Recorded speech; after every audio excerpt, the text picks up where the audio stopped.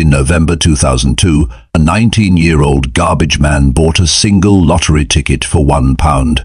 His numbers came up. He just won £9.7 million, but 8 years later he was back collecting trash. This is the incredible cautionary tale of Michael Carroll, a man who learned the hard way that money can't buy happiness, but it can definitely buy a lot of mistakes.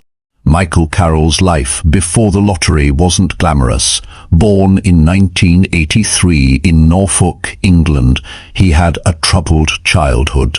As a teenager, he frequently clashed with the law and struggled in school due to dyslexia and ADHD. With few qualifications, he ended up working as a refuse collector, earning minimum wage, with no sign that his life was about to change.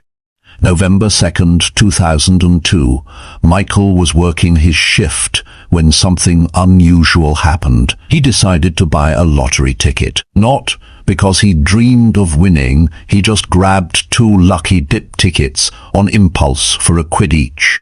This was his first time ever playing the lottery, and he won. The next day, Michael attended an official press conference. He was now one of the youngest major lottery winners in UK history. The tabloid media went insane. They gave him a nickname, the Lotto Lout. They also dubbed him the King of Chavs, a working-class term used mockingly in British media. Suddenly, Michael was famous. Everyone wanted a piece of him, though he had advice from professionals, accountants, financial advisors.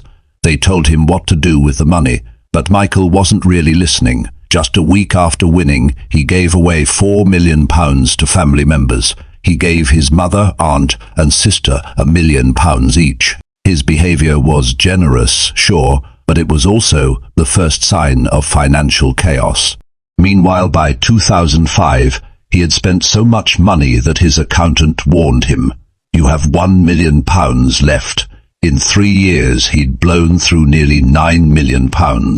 But the worst part, Michael wasn't just spending on cars and houses, he was deep into illegal substances. Really deep. He later admitted he was waking up every morning, doing 3 lines of hard substances, and drinking half a bottle of vodka before he even got out of bed. He was a full-blown alcoholic. The drugs and parties weren't the only problems. Michael's newfound wealth made him a target. Criminals knew he had money and they wanted it.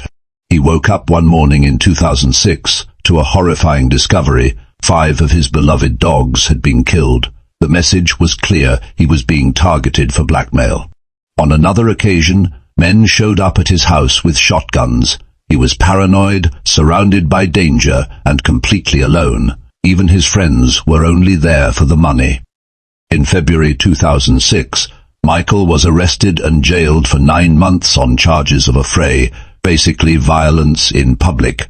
By this point, he had 42 criminal offences on his record. The party was over. In 2006, the BBC reported that Michael was almost broke. By 2010, the investment bonds and savings were completely depleted. Michael Carroll, the millionaire, was officially bankrupt. He had no choice. He had to go back to his old job. After being officially broke and back working as a garbage man, but it didn't stay that way for long. He fell deeper into poverty. In 2012, he was declared completely bankrupt. He couldn't find stable work. He ended up homeless, living in a cheap hotel in Scotland for 3 months. He had nowhere else to go, no family safety net, no friends left, no money left. Then something changed. Michael Carroll moved to Elgin, Scotland for a fresh start. It was a chance to get away from his past, to be around family. He found work at a coalman delivering coal and firewood. It was hard work, but it was honest work. And for the first time in years, Michael started to feel okay, better than okay. He stopped looking over his shoulder, worried someone would hurt him. He stopped worrying about hangers-on.